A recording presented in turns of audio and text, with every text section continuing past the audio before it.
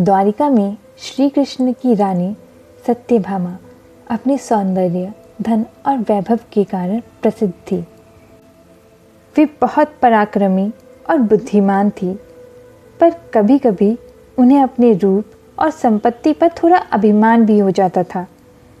श्री कृष्ण उनकी हर बात को प्रेम से स्वीकार करते, पर वे चाहते थे कि सत्यभामा प्रेम और समर्पण का सही अर्थ समझे। एक दिन महर्षि नारद द्वारका आए। नारद जी की तो प्रसिद्धि ही है, जहाँ जाते हैं कुछ ना कुछ मधुर लीला ज़रूर घटित हो जाती है। वे सीधे सत्यभामा के महल में पहुँचे। सत्यभामा ने उनका आदर सत्कार किया।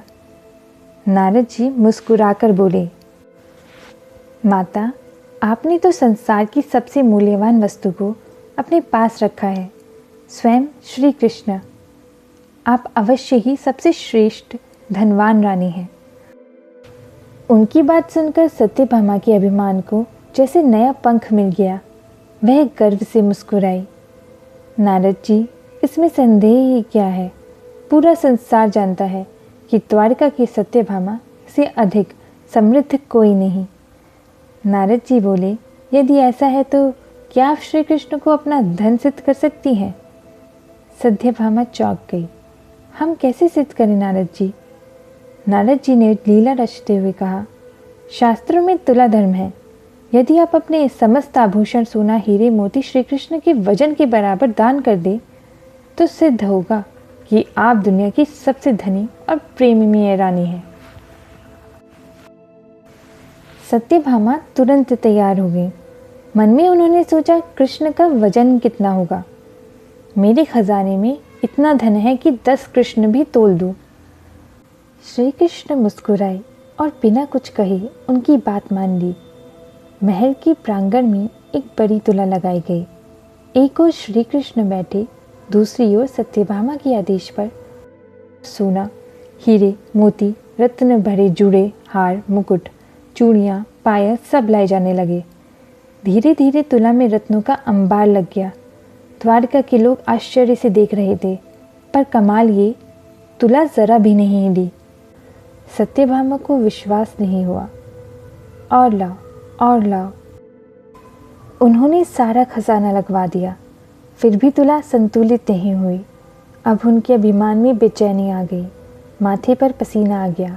वे सोचने लगी, कहीं मेरा सारा गर्व व्यर्थ तो नहीं? क्या यह सब श्री कृष्ण के सामने तुच्छ है?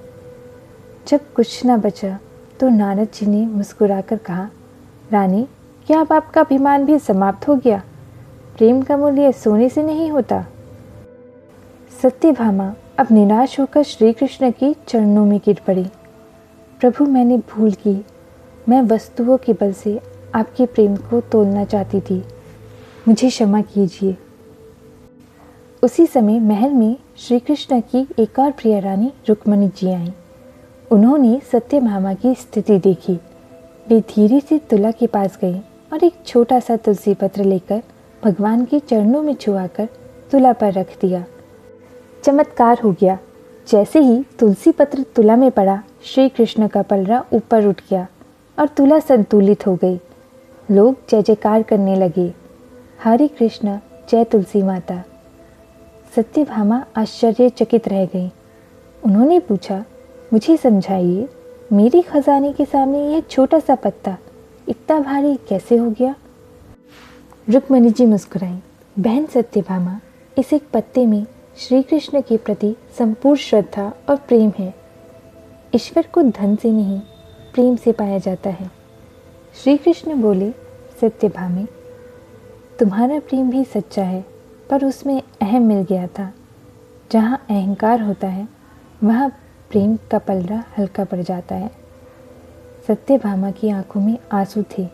वे बोली, प्रभु, आज मुझे प्रेम का सही अर्थ समझ में आया। आपका साथ, आपकी कृपा, यह मेरा सबसे बड़ा खजाना है।